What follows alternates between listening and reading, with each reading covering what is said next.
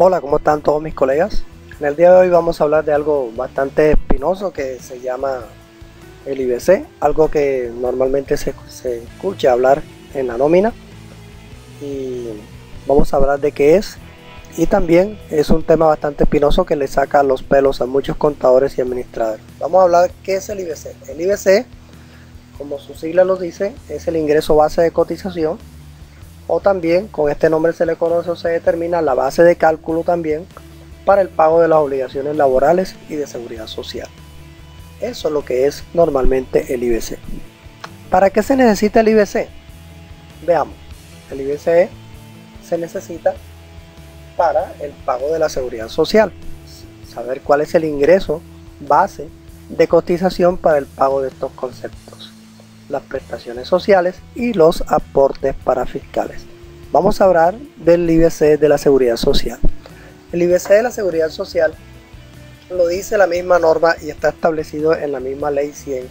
Y tenemos aquí un concepto jurídico del Ministerio de la Protección Social. Dice que debe establecerse que el IBC está establecido en la ley 100 1993, modificado por el artículo 10 de la ley 122 del 2007. La base de cotización con vinculación laboral, contractual, legal, reglamentaria y el sistema general de seguridad social en salud a través del régimen contributivo, o sea, las personas que estén bajo un contrato laboral en la empresa en ningún caso podrán ser primero inferior al equivalente al 12.5% de un salario mínimo, lo cual quiere decir que nunca se puede cotizar por debajo del salario mínimo, así sea que la persona en un momento dado gane menos del salario mínimo. Esto todavía no es el IBC, pero sigue diciendo la norma. Para los trabajadores del sector privado vinculados mediante el contrato de trabajo, la cotización se calculará con base al salario mensual. Aquí la clave es saber qué es salario.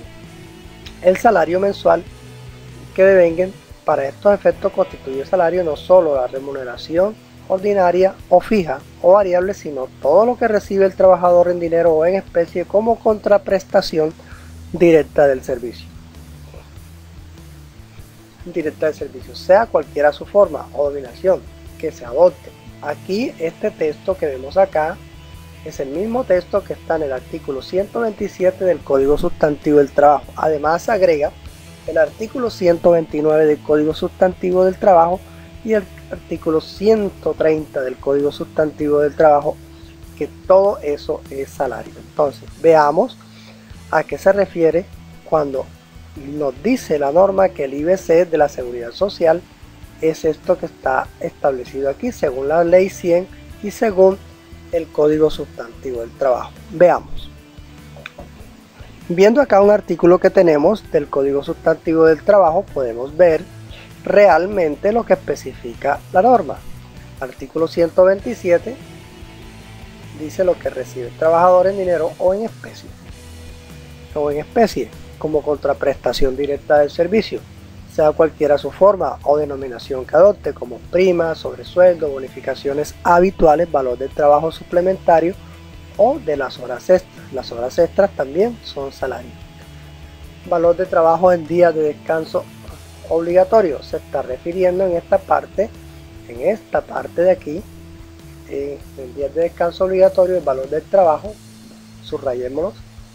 En días de descanso obligatorio se refiere a las vacaciones, lo cual quiere decir que cuando se paguen las vacaciones también se van a considerar salario. Y porcentajes sobre las ventas y las comisiones, eso también es salario. Entonces debemos de entender que todas las cosas que les pagamos a nuestros trabajadores son salarios. ¿Por qué es importante saber qué es salario? Porque también es el IBC, y el IBC es importante tenerlo en cuenta porque en el caso de omitir alguna parte del IBC en el pago de la seguridad social en una demanda laboral, pues la empresa le tocará pagar todo lo que ha dejado de pagar por los conceptos no incluidos en el IBC o el ingreso base de cotización real que se estaba haciendo.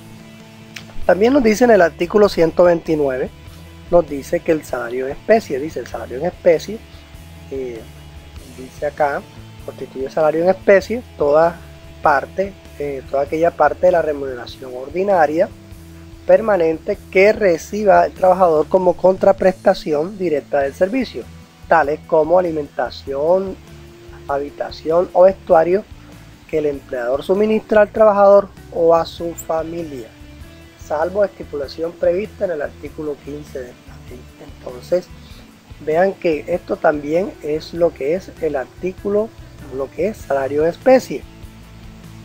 También explica el artículo 130, que también es salario. Habla de los viáticos. Y es muy importante entender cuándo los viáticos se pueden convertir en salario. Y es muy importante porque nosotros sabemos que pueden haber empleados que viajan, hay empleados que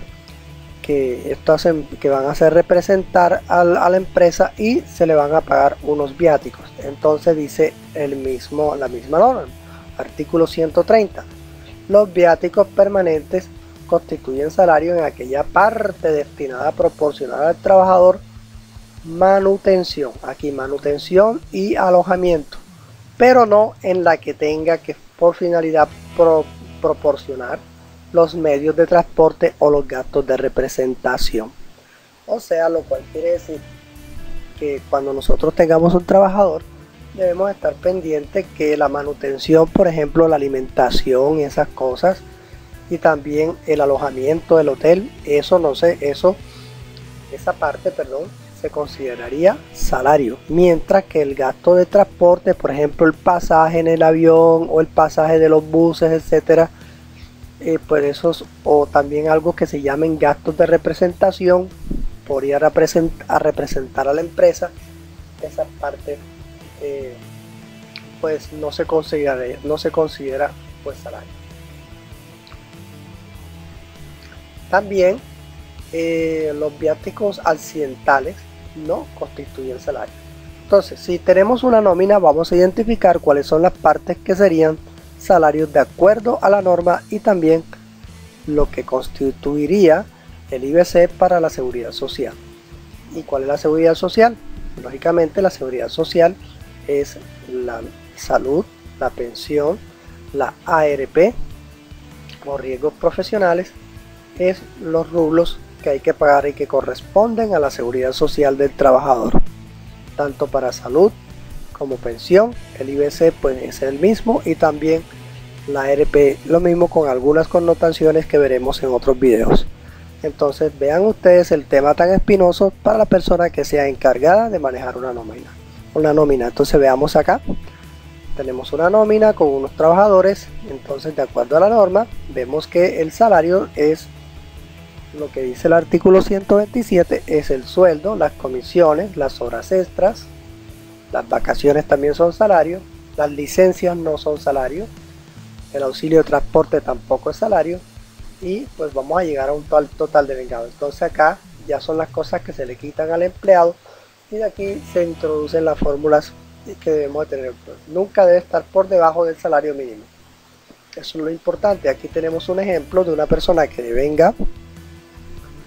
Vemos aquí un salario de 393.000 pesos, porque no tiene horas extras ni tampoco tiene vacaciones. Y acuérdense que el salario es sumar el sueldo más las comisiones más las horas extras más las vacaciones, pero estos valores aquí que tenemos dan 0, entonces lo cual quiere decir que su salario sería 393.000 pesos, o sea inferior al salario mínimo del año 2013, pero la persona estaría cotizando con el salario mínimo, que sería 23.580. Hasta aquí la explicación del IBC para la seguridad social. Nos vemos en el otro video, donde explicaremos más lo que tiene que ver con el IBC, algo muy importante para tener en cuenta en las nóminas, y también en analizar si los software contables están teniendo en cuenta toda esta normatividad. Muchas gracias por su atención, nos vemos en otro video.